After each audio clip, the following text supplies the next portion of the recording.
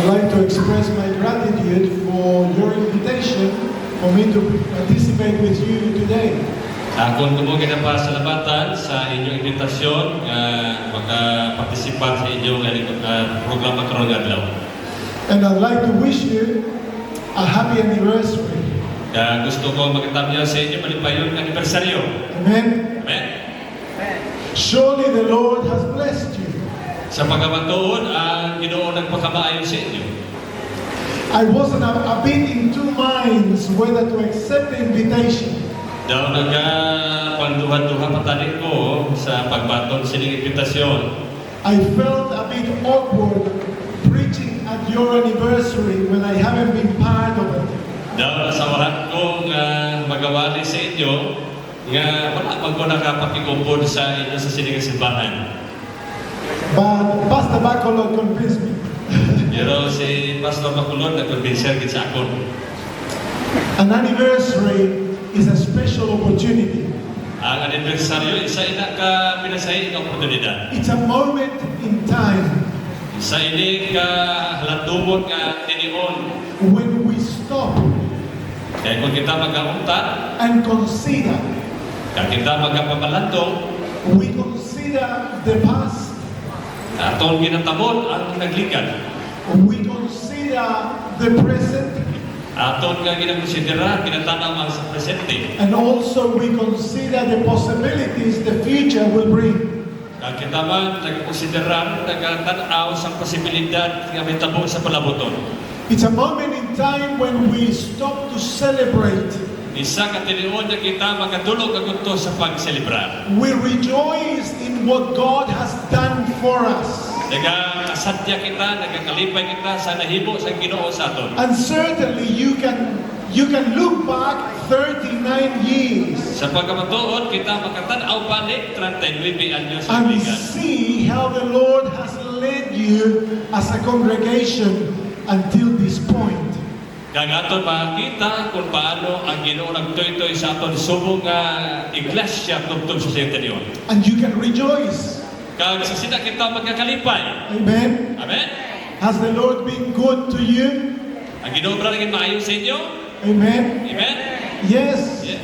We rejoice in the Lord, Kita nagakalipay sa Ginoo. but also we rejoice in one another. Kang subong man kita, nagakalipay kita dira sa isa kag isa. Because an anniversary is a celebration that we are a family. Bangod kay anibersaryo isa ka selebrasyon ina, nga kita isa ka panimalay. And that until this point, God has been with us. Kang tubtob sa sininga tinion, ang Ginoo nagtuupod naton. Amen. Amen?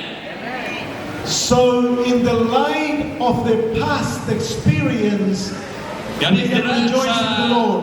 pagtanaw naton sa mga eksperyensya naton sa likat tungtong karon kita nagakalipay sa Ginoo. But it is because of the past that you are here today.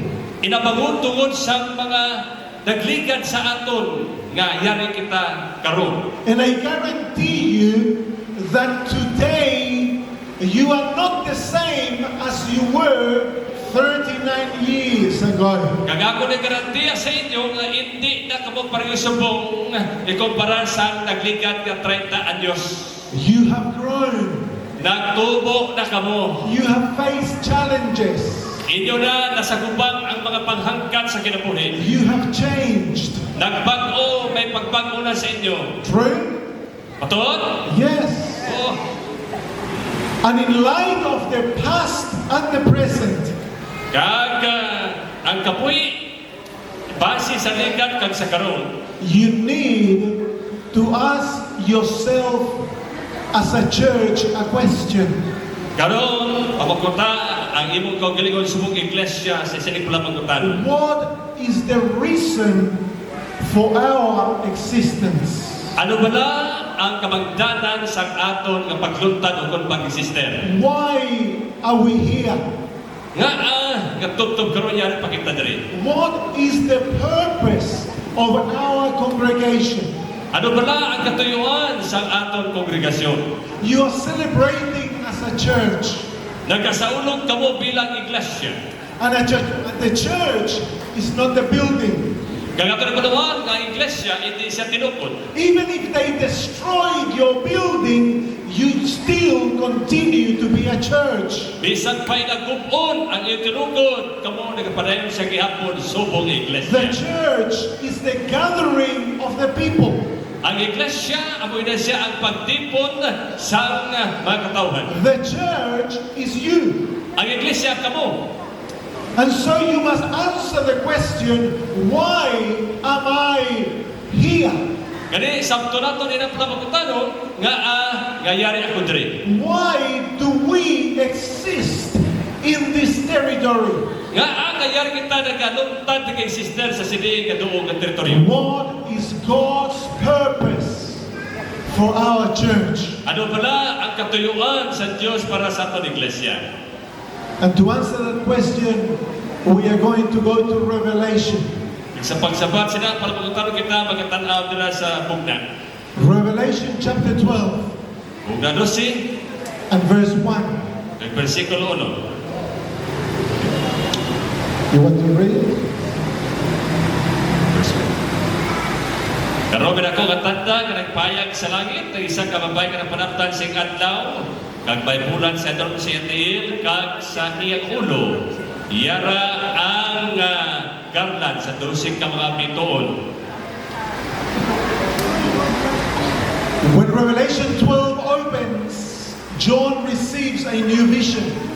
Sa pagbukas nila sa libro sa bugna, si Juan nakabaton sa bago nga pranawon. And it's the vision of a woman. Kag isa ini ka pranawon sa isa ka babae.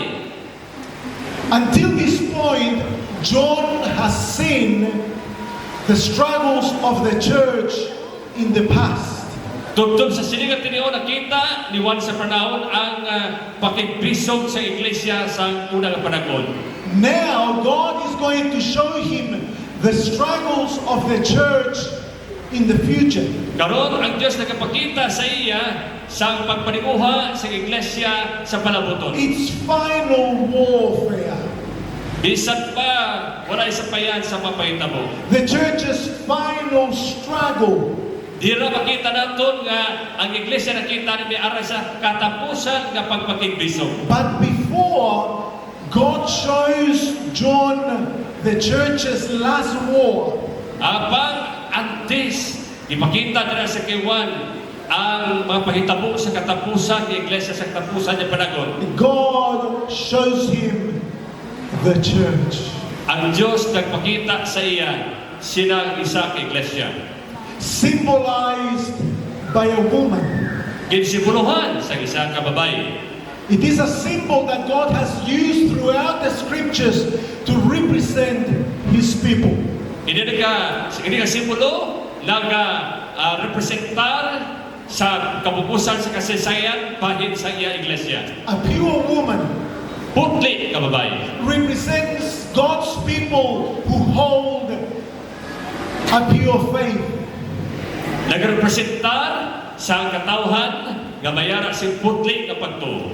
A prostitute Isa ka makilahi o makilawaso. represents a church who has sold its allegiance to God. Isa ka makilawaso nga babae nga nagrepresentar ini sa iglesia nga nagbiya sa iyang pagkatampad sa Ginoo. And it has corrupted its faith. Kagin dagdaan ang iya sini nga pagtuo. The woman of Revelation 12 is God's faithful people. Ang babae tira sa bugna 12 nagrepresentar ina sang mga batutong nga makatawhan sa Dios. When John sees the woman, he sees her standing in the heavens. Kag nakita ni Juan ini ka babae nga nagatindog dira sa kalangitan. And she appears to him as a great miracle, a wonderful sign. Kag dira nagapahayag siya dira sa kasanag sa kalatiglahan isang isa ka adlaw. The church, God's people, are a miracle. Ang iglesia, ang katawhan sa Dios sa milagro. We are a miracle of grace. Kita mo ang milagro sa bugay. It is the greatest of all miracles. Amo ini siya pinakanako sa tanan ng mga milagro. Because of sin, we human beings sold to Satan. Bangod sa sala, ang ato magkaugalingon, ato nigit baligya, dira sa kay Satanas. And we became darkness. Kag niyan kita yara sa kadudulman. Our lives were filled with antagonism to God. Kag ato yung kinabuhi, napunan sa kadulong bato kag supak sa Dios. We became children of the devil. Kita naging katawhan sa kaaway-yawa. And rather than loving God, we hated Him. Kag bangod sa kapawa sa Dios, ang gabot sa aton siya naging kautan. But in God's love, Apang pinagi sa gugma sa Dios. He intervened in our lives. Siya nag-interbinar para sa aton yung kabuhi. And through His grace, Nga pinagi sa iyang bugay. He worked a miracle in our souls. Siya naghimo sa milagro diri sa aton nga mga kaugalingon. He took us out of darkness Yan iya kita gikuha gikan sa kadulong. and transformed us into children of light. Kag iya kita ginpag-o nga maging katawhan sa kapawa. He forgave our sins. Iya ginpatawad ang aton nga mga sala. He gave us a brand new life. Gihatagan kita niya sa bag-o nga kabuhi. Through Jesus, our Savior, we became children of God. Pinagi sa kay Kristo Jesus, kita naging katawhan sa The Dios. church, Iglesia, you and I, ikaw kag ako, are a miracle. milagro. Amen. Amen. Some people say, I have never seen a miracle. May mga tao nagsinig, lagi ko kita milagro. If you love Jesus, Kung ginapalanggan niyo si Kristo, if your life has been transformed, para mo kinabuhi ang ginpago. you are the greatest miracle. Ikaw isa ka pinakadako nga milagro. Amen. Amen.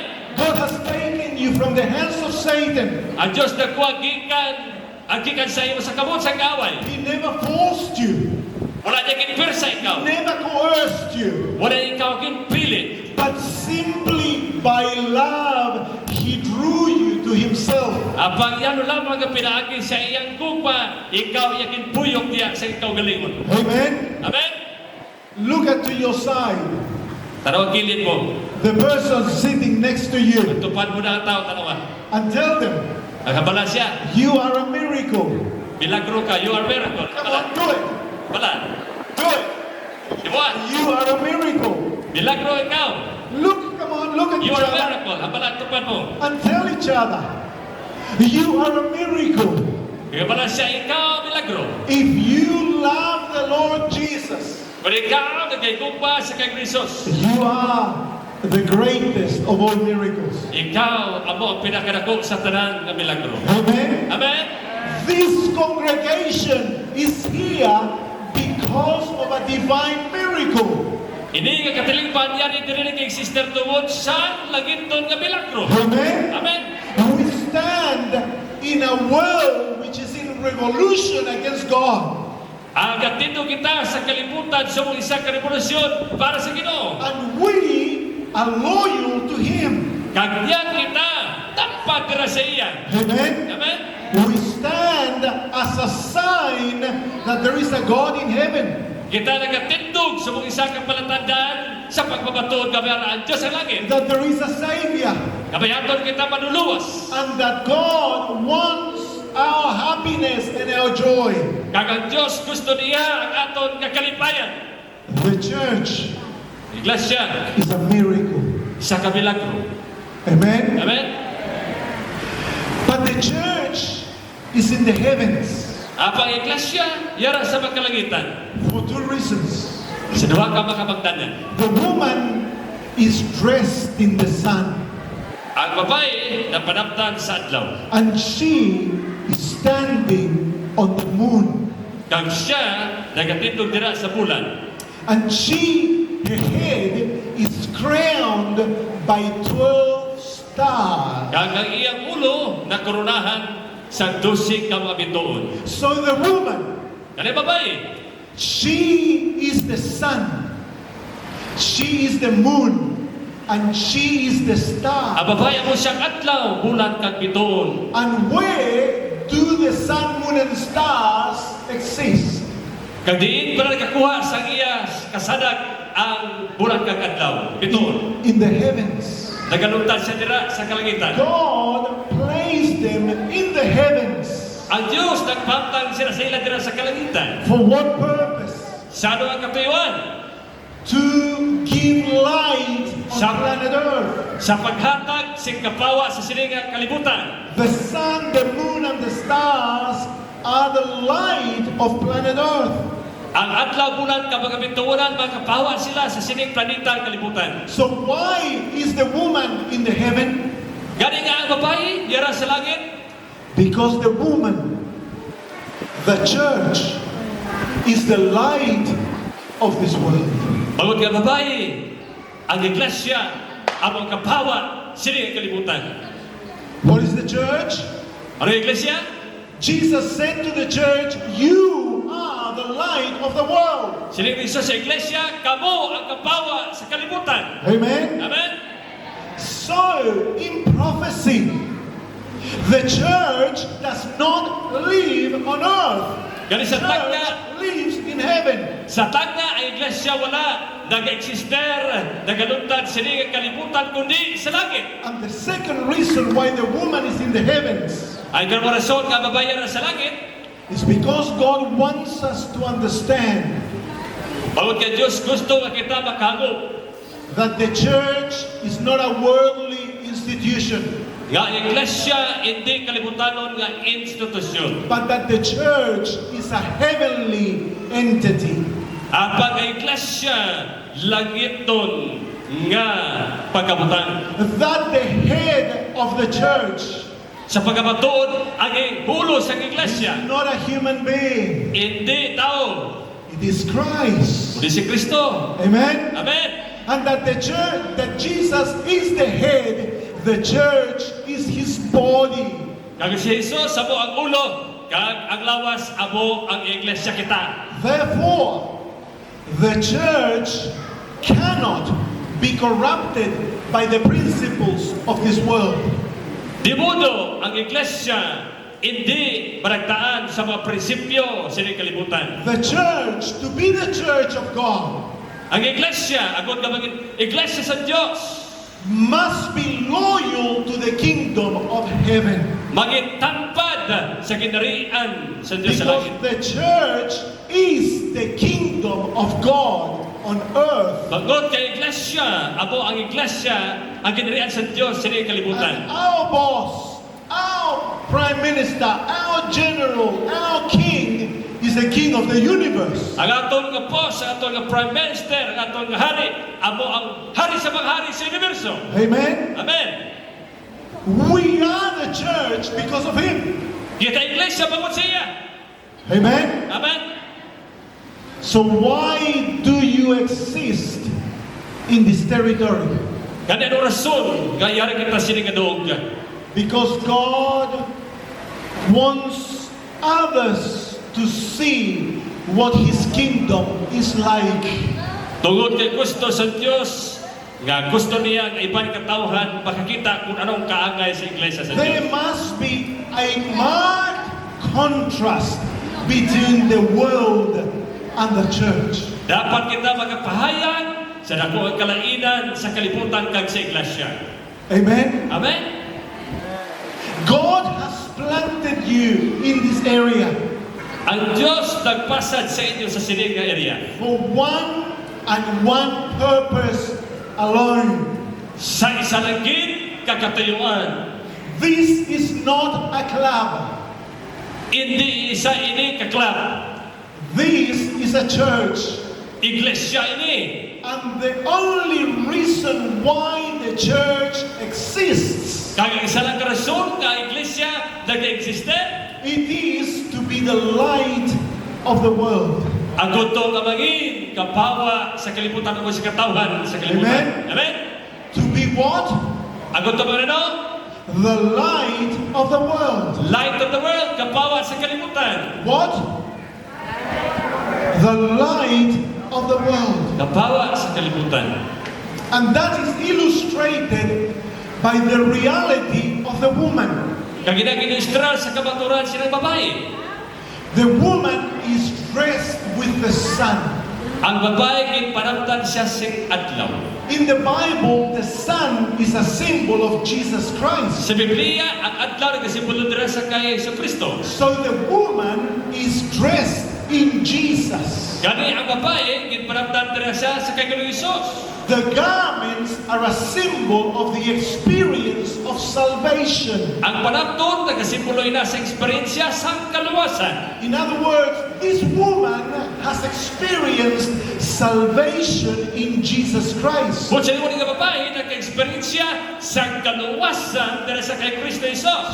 She is dressed in Jesus. Siya na panamtan dira sa kay Jesus. In other words, when the woman lives her life, she lives like Jesus. Kung siligong nga ang pagkinabuhi, sila nga babae nagkinabuhi siya kaagay sa kay Hesus. The sun is the greater light. Ang adlaw ako siya ang pinakadako ang kapawa. At the moment, the sun is shining. Kaya sa tiyon ang adlaw magasilak. We need no moon. Hindi na takilan na sa bulan. The moon shines at night. Kaya ang bulan nag-iwag siya sa gabi. When there is no sun. Kung wala siyang adlaw. But when there is sun, there is no need of moon. Apang kunyara ang adlaw sa kasanak, wala kailangan sa bulan. The woman is dressed in the sun. Ang babae na panamtan sa adlaw. This is the most powerful light the woman has. Amo ini ang pinakagamhanan nga kasanag ganaangkon sa babae. Dear friends, the church has been called by God to be like Jesus. So, mga piyan, ang iglesia gitawag niya nga bagay kaangay sa kay Jesus. You as a congregation exist here Kamu subong nga kongregasyon yari naging sister sa to palibot. show Jesus to a world that does not know Him. Ipahayag si Kristo dira sa katawhan nga wala pa nakakilala sa iya. And what that must be, you must be like Jesus. He must cover you. He must be in you. He must be your life. Magkinabuhi para matabuhi na, magkinabuhi ka mo kaangay sa kay Jesus, nga diin siya magatabog kag inyugid siya nga ikinabuhi dira sa iyong kalingon. Jesus must live through you in your home. Si Jesus magkinabuhi pinaagi sa inyo dira sa inyong panimalay. Because the first territory of mission is your home. Bangod kay una nga teritoryo naton aton gid mismo nga puloy-anan Your panimalay. children want to see Jesus. Ang ato mga kabataan gusto makakita sa kay Jesus. And they will see Him through you. Kag makakita sila sa imo, pinaagi sa imo. The most difficult place to be a Christian is the home. Kung meron po ka doon, kabayang Kristiyano, amo ina ang aton puloy-anan. If you are not a Christian in the home, you are not a Christian. Kung di ikaw isa ka Kristiyano sa puloyan, hindi ikaw isa ka Kristiyano. To be a Christian in the home, you need to be filled with Jesus daily. Kung ikaw gusto ka may Kristohanon sa panimalay, kinahanglan ikaw mapuno dira adlaw-adlaw sa kay Jesus. Amen. Amen. Oh, it's easy to love people outside the house. Bahapos ang pagkikugma sa mga tao nagwa sa ton puloy-anan. You cannot love your wife or your husband. Kung hindi ka makapalangka sa imo bana o asawa, You are not a Christian. You are a hypocrite. ang kuha sila, hipokrito ka, hipokrita. True. Doon? True. Doon? My mom used to tell my father, you are the angel of the world, the devil of the house. Siling sa ako na sa ako niya, tatay, sagwa, daw Diyos daw ka, pang ikaw sa sulod sa puloy-anan ka, yawa. It's easy to carry a Bible under your arm. Ako sa pagdala sa Biblia, sa ato niya kamot. But unless you are filled with Jesus, Pagluwas, kung kita mapuno ni Jesus, and Jesus lives in you, your house, Kag si Kristo nagapuyo dira sa imo, dira sa imong puluyan, in your neighborhood, dira sa imo kasilingan, at work. kag sa imong trabaho. The Bible cannot do what only Jesus can do in your life. Ang Biblia hindi makahimo sa kuno mga himo ni Kristo lamang dira sa imong kinabuhi. We are Christians because Christ lives in us. Kristohan kita, bangod kay si Kristo nagakabuhi diri sa aton. We are filled with Jesus. Kita napuno dira sa kay Kristo. We are covered in Jesus. Kita natabunan dira ni Kristo. When he who does not know Jesus meets you, Siya nga wala nakakilala sa kay Kristo, ikaw ang iya nakilala. he must meet Jesus. Kasi dira nga ikaw nakilala niya, siya nakakilala sa kay Kristo. You are the light of this community. Pinaagi siya mong kagani, kamo amo kapawa sa siling komunidad. Amen. Amen? The woman stands on the moon. Ang babae nagtindog dira sa bulan. What is the moon? Anong bulan? The moon, the literal moon, does not have light of its own. Ang bulan sa kaugalingon wala siyang kapawa. It does not have power of itself to produce light.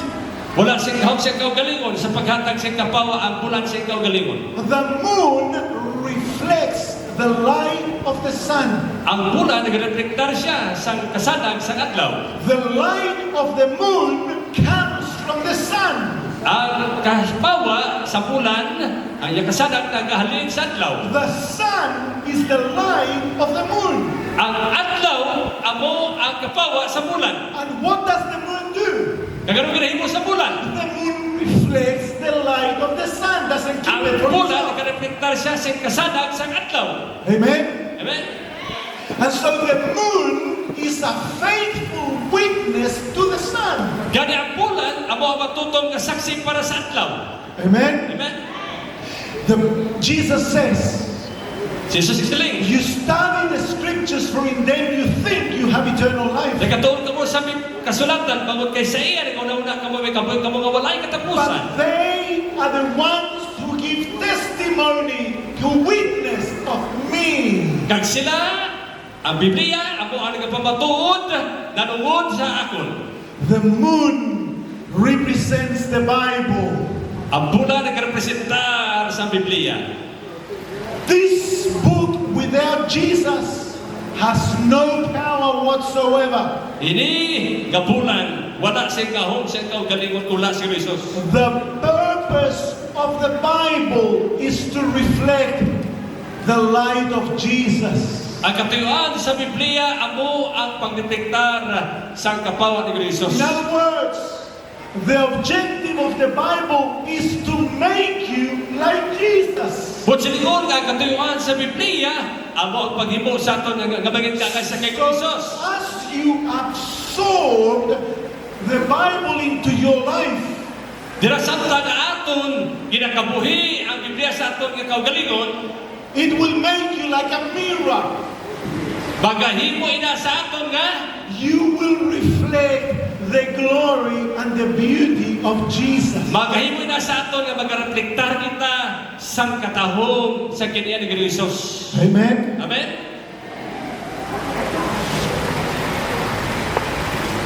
I'd like to ask you a question. Ako ini ilustrar. If there was a war May gira sa to, and one Sabbath morning you were all sitting here, the church was full, all of its members were here. ang isa ka tinion kadiin ang iglesia kana puno sa sumilipa, And suddenly a bomb was dropped in this place. kag sinali lamang may isa ka bomba kagidagdag sa sinakaduog. And the church was destroyed, the building, and all of you died. Kanatupagin sa tinukod iglesia, nabungkag, naguba, kag nagkalamata ang mga tao. And this congregation ceased to exist. Resulta, ini nga katilingpan ng kongregasyon wala na. I ask you this question. So mga munang kaimtangan, mamangkot ko sa inyo. Would the community miss you? Ang komunidad pala, magkapangita man sa imo, nga mahidlaw sila sa imo. Would they say, we are so sorry that they are all gone because they were such kind, loving people? Pagkasiling pala ba tao sa palibot tao, kalugon gid sa ila, mga maayo ato sila nga mga tao. Would they know that you are gone? Babalaan pala nila, kaya ikaw wala na. Would they miss you? Pagitaon pala nila ikaw. You know, in the 1800s, the church in Scotland Sa matuing 1800, ang iglesia dito sa Scotland, heard that there were people in the South Pacific Islands nakabati kami makatawhan dito sa bayan sa South Pacific Island. that they knew not Jesus. Nga dito, ang mga tao, wala gid nakabati na kayo malubahin sa They King Jesus. heard that they were cannibals, Hindi ka mga tao, mga cannibals, kakaon siya sa mga tao. devil worshippers, Nagasimpa sa mga yawa. and they could not rest. Kaginin sila mga pahuway. They could not rest until they did something to take the light of the gospel to the Pacific Islands. Ang kagina nga magkatawhan, hindi gid sila makapahimutan. Tugtog nga madala nila may balita dito sa bayan sa And Pacific they Island. chose their best. Ilagay mo ang pinakabayo. They sent their strongest, the most powerful, the most beautiful young men and women. They were sent as missionaries. Gipadalaan nila bilang misyonero ang pinakabayo, pinakagwapo ka pinakagwapo nga mga misyonary sa doog. The first generation of missionaries all died and were eaten by those islanders. Kagin padalin ko sila, apa masubok kaya ko nang padalin to mga missionaries kin nagkalabat ng pagkaon sila. When the Presbyterian Church heard it, they were broken-hearted. Kasi nabatian ini sa ilang biyan nitong iglesia, nabuong ginang ila, na masubok ila makasing-kasing. But they rose again. Pero padaan sila. They chose young people and they sent them again. Nagpili sila sa mga pabatanong kaging padalaliwan sila. Wave after wave of missionaries were sent to the islands. Padamo sa mga missionaries kaging padala sa mga isla. Today, all those islands are Christians.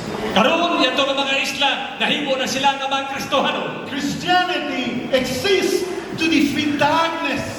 Ang Kristyanismo nag-existir agad sa pagluto sa kadudulman. We are the light of the world. Kita ang kapawa sa kalibutan. You are the light of the world. Kamo kapawa sa kalibutan. This area is filled with the darkness of ignorance regarding God and Jesus Hindi Christ. ka doon na puno sa pag-ignorante na nanguhon sa pulong sa Ginoo. You must defeat darkness. Dapat tutusin ninyo ang kadudulman. If you do not defeat darkness, darkness will defeat you. Kung hindi nyo lutuson ang kadudulman ang mga daog sa inyo. There is a mortal warfare between light and darkness. Bisay ni kakawayo sa tunga sa kapawa kang kadudulman. But there is a secret. Apang may rasang sekreto. Darkness cannot exist in the presence of light. Ang kadulong hindi maka-exister sa presensya sa kapawa. Amen. Amen. If you light a light in the midst of darkness, Kung kamo maging kapawa sa kadulong, sa kadudulman, darkness retreats. ang kadulong manulan. It's only when you turn the light off Ini dengan kinahanglan lamang ini ang palungon ang kapawa. that darkness can conquer. Nga kung wala na si kapawa, ang magabulos, amo na ang kadulong. The church, you have been planted here by God, Kamu sa mga iglesia, gintanong sa sinigaduog sa Diyos. and you are the light of this territory. Dahil kamu kapawa sa sinigabahin You must kadulong. not rest until every home has been conquered for Hindi Christ. kamu magpaway, tugtog ang tagsa ka mga puloy-anan magkabalunong sa Kristo. Until there are people everywhere here worshiping Jesus in truth Tugtog magkatawhan sa sinigaduog, magkasimpa sa Kristo sa kamaturan. and in spirit. Amen. Kag sa Espiritu, amen? You're celebrating your anniversary. Nagsilibrar ka mo sa inyong You anibersaryo. must stop. You must look back Dapat ka mo magtanaw sa naglikat. and you must ask yourself the question, Kag papaguton yung kaugaling mo. have we accomplished our mission? Aton pa na nahimo na natuman ang aton mission. Have we conquered our surroundings for Christ? Aton na pa na nadaog na tugog ang palibot para kay Kristo. Has darkness been dispelled from this territory? Ang kadulo pala ato na nagintabog gikan sa mga Has teritoryo. Satan lost its power in this area because of us? Ang kadulo pala natula ang iyang gahom tungod sa aton ng presensya diri. If the answer is negative, Kung ang sabat negatibo, then you stand in the present and you must look into the future. yan kita ang negatindog sa mga presente, kagatan-aw sa palaboton. And you must look at your duty face on. Ang inyo kapangatugbangon ang inyong katungdanan. You exist for only one reason, Nag-exister kita nga arkin dahil tungod sa isang and it rason. is to conquer the darkness that exists in all this area. Kamo ang pagluto sa kadulong pinaagi sa paghimo sa misyon sa And Kristo to do it, ng Ginoo. and to do it, every one of you must be involved. Kag sa paghimo sila, ang tagsa-tagsa sa inyo, Bible From bargain. the youngest to the oldest. Halin sa pinakabata pagkantos ni Gula. But you must train your best.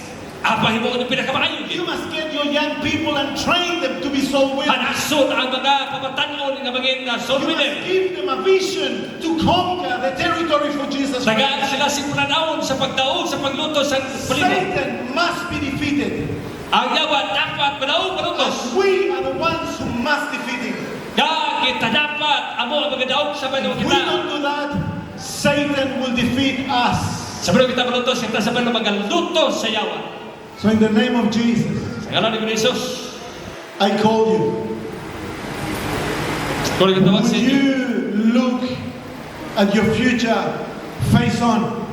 samtang nagtanaw ka mo sa inyong palaboton, And would you choose today inyo pala pagpilion kang to adlaw make of your church sa paghimo sa inyong iglesia, the light of the world? nga maging kapawa sa kalibutan. God bless you. Ang Ginoo magpakabayan sa inyo.